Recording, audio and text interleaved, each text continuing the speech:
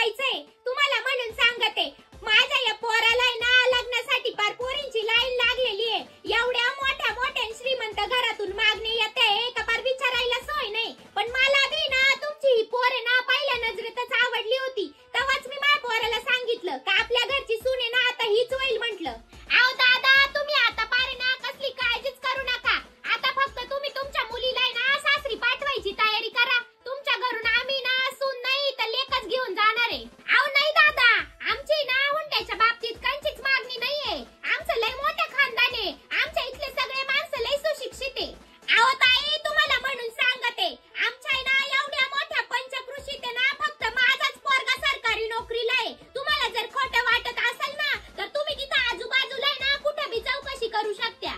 माझ्या मोठ्या पोराच्या लग्नात आहे ना तर त्या लोकांना मी डायरेक्ट सांगितलं होतं. म्हटलं आम्हाला ना काहीच देऊ नका फक्त तुमची पोरगी आणि नारळ द्या.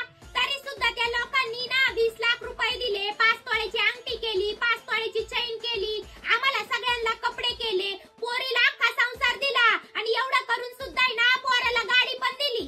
आता तुम्ही बी तुमच्या पोरीला कमी थोडीच करणार आहे. तुम्ही बी तुमच्या पोरीला हे सगळं द्याशालच ना. आता या सांगायच्या थोडी गोष्टी झाल्या. या ज्याचं त्याला